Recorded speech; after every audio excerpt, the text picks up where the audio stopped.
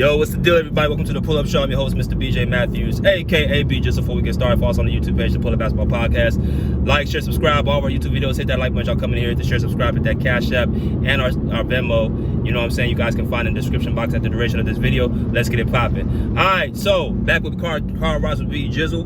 You know what I'm saying? Back in effect, took a couple days away, but we back at it this week. Man, I hope everybody's having a beautiful Monday. But we're gonna talk about a subject that I think is suitable. We're gonna talk about the Oklahoma City Thunder, who we have tonight at 5 p.m. Pacific Standard Time. So if you guys got time to really watch that game between the Clippers and the Oklahoma City Thunder. But this goes, back further from tonight and my personal opinions about this team. Now, I want to talk to y'all a little bit about, what I think about Oklahoma City in general. And y'all can tell by the title what I'm going to go into, but I'm going to give y'all real intricate pieces of why I feel the way I feel, and I think it's going to be something that people ain't really thought of before.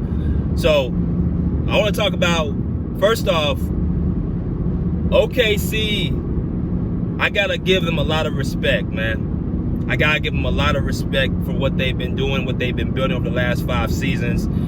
Organization, forget the organization basketball-wise, the city of Oklahoma City is a small town. It's a blue-collar town. It's a college town. You got Oklahoma Sooners, you got the Oklahoma State Cowboys, you got Tulsa University, you got Oral Roberts University, you got all those, colleges in Oklahoma, but it's not no real professional teams outside of Oklahoma City Thunder. So they have surrounded themselves around that team and built themselves, as a fan base to be as supportive as possible. If you've ever been to the Oklahoma City Thunder Arena, it's one of the loudest arenas in the NBA. And it's kind of been like that, really, ever since they got the NBA team moved from Seattle. When they had, the Russell Westbrook, Kevin Durant days, James Harden days. You know what I'm saying? You had Paul George, you had Carmelo Anthony, you had, some great talent over there with those OKC teams. And it's no different from now with the, SGA and Jalen Williams with Chet Holmgren, right? So I got to give them that respect. Sam Presti, the manager of the team, has done a great job of building that organization. However, I've always been a little bit skeptical of this whole idea of OKC being this dominant team to this day. I've always been skeptical of some of the narratives that have been put out there about Oklahoma City. And really, Oklahoma City has been, to me, a regular season team, not a playoff team. They've proven to me they can win a lot of regular season games, but they ain't proved to me they're going to be able to translate that to the postseason. And I'm going to tell you why. First off, when I look at OKC in a whole, and what I saw from the last couple of years they've been in the postseason, they've been to a play-in, and they've been to, they won one playoff round against the New Orleans Pelicans last year, right? And they lost against the Dallas Mavericks in the SGA era, right? You could go back to the bubble where they, win 7 games with Houston, but that was Chris Paul's effect. Chris Paul was the leader of that team. Chris Paul was the best player on that team. SGA was just coming off the bench, or SGA was coming behind Chris Paul, so it wasn't his team yet. After Chris Paul left, 2 years later, then it became SGA's team. And what did OKC do in those 2 years after the bubble year? They were the bottom in the Western Conference. They weren't making no noise. No one was thinking about OKC. Nobody was thinking about SGA. No one was thinking about him in that light. I was. I said 2 years ago, before SGA's value went up, before anybody looked at OKC as a threat, before anybody saw OKC coming like that, I said SGA is a player that needs to be looked at because his value is going to go up here soon. I said that the Lakers should make a trade to trade Anthony Davis for SGA at that time, before his name became into the MVP hat, before he started averaging 30 points per game. This was a 21-22 year. I said this kid y'all need to look out for this kid. Now, I say that to say this is not a video to hate on the Oklahoma City Thunder. But what I am going to do, I'm going to start highlighting a lot of these people who keep on upping these players and upping these guys and upping these teams and don't have really much of anything to really back it up other than what the media keeps telling them. Right? A lot of y'all, I want to give y'all some, clarification. I'm from the 2000s era. Right? I'm used to looking at guys like Kobe Bryant, like Kevin Garnett, like Tim Duncan, right? Like Shaquille O'Neal. You know what I mean? Like players in that ilk. The 2010s, you got LeBron James, you got Dwayne Wade, you got Carmelo Anthony. That was their heyday. You had, real dominant players who year in and year out, Steph Curry, even the guys that people want to make fun of, like James Harden. You know what I'm saying? Like Russell Westbrook, like Paul George, like Tracy McGrady in the 2000s, like Carmelo Anthony like in the 2010s. Right? Guys who were dominant as far as getting to, the conference finals and leading their teams and playing game in, game out when they were younger in their 20s and partially in their 30s. I realized my era, and this ain't trying to, bash this era, but I think a lot of times, even in society now, I call this the microwave era. I call this let's give everybody a trophy era. I call it let's go ahead and, excuse bad behavior era.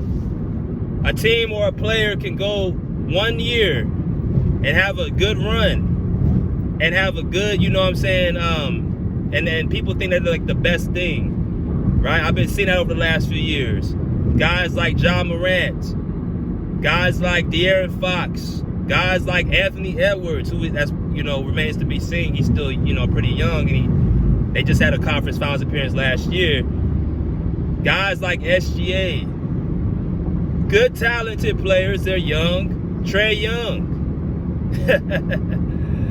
right? Guys who have had one great Cinderella run.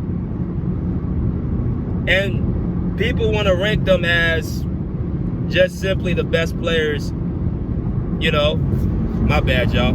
People want to, rank them as simply the best players out there and that they've done so much.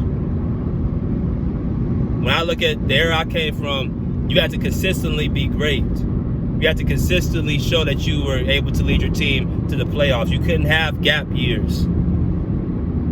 Guys like Garnett, guys like Tim Duncan, Kawhi Leonard when he was healthy in the 2010s, guys like LeBron James, guys like Dwayne Wade, guys like Paul George, guys like Russell Westbrook, guys like James Harden, guys like LeBron James, Steph Curry, players like that, you weren't seeing them not making the playoffs. You weren't seeing them, having these gap years. You weren't seeing that. Because they were held to an expectation to make the playoffs every year, to show up and play, right? They had a responsibility, but now in this era, you don't have to do that. You can get into the play-in as a 9th or 10th seed like the Kings did last year, and they didn't make the playoffs. You can, have a year with, Anthony Edwards the year before. They didn't make they got eliminated, they got beat. They were the 9th seed in play-in facing OKC. And they got destroyed against the Nuggets. And that's why I'm seeing with OKC now. They have not proven to me that they're a playoff caliber team. I made a video a few weeks ago. I said, there's no one in the West that I'm really scared of. There's no one in the West that really has I really feel like is my, really has my number. OKC they lost in the play-in 2 years ago to Minnesota, okay? And they got beat by over 20 points. So it's 2023. Last year in 2024, they had the best record in the Western Conference, right? They get to the Western Conference, and They beat New Orleans, who didn't have Zion Williamson on the court. Now, I still think Oklahoma City would have won, but there was no resistance in that round. And then the second round, they lose to a Dallas team as the 5th seed. And that goes to show you it's all about matchups because, see, Oklahoma City had an issue, and they figured this out in the offseason. They need some help in the interior. And so they went out and got Isaiah Hartenstein. Right? They went out and got Isaiah Hartenstein. They picked him up. So there's a lot to still be looked at when you talk about Oklahoma City. Can they translate what they do in the regular season, where you have teams that play you probably, if they're in a different, conference than you, they play you about twice a year. They're in the same conference that you, might play you three times a year. If they're in the same division as you, they'll probably play you 4 times a year.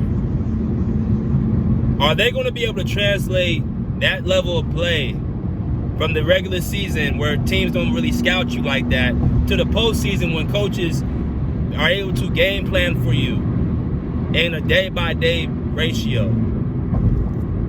Because I've seen some teams that can give OKC trouble. I can start with the Lakers. I think the Lakers will give OKC problems. I think the Lakers can beat OKC in the series. Now, the Lakers, they don't have a great regular season record right now. I mean, they're like in the middle of the pack. I think they're like I think somewhere in the 8th or 9th seed. But when the playoffs come and they face a team like OKC, which don't really have the paint presence to deal with Anthony Davis, nor the experience to outthink LeBron James, with comparable pieces around them, they could beat OKC, right? I think a team like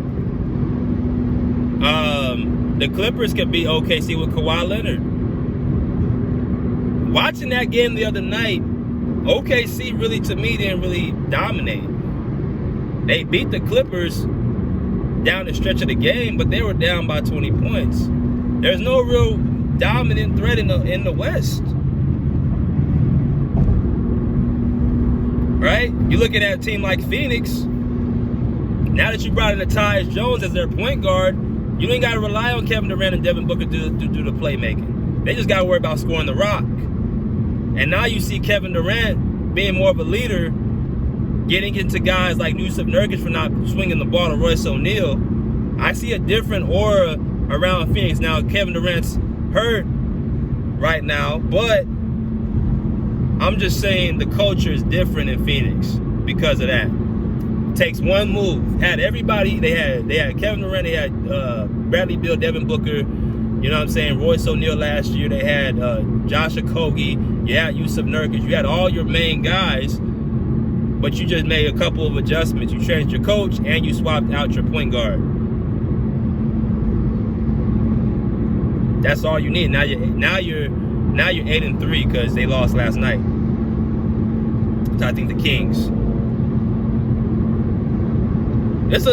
OKC. I get it. People love Shea, but even him,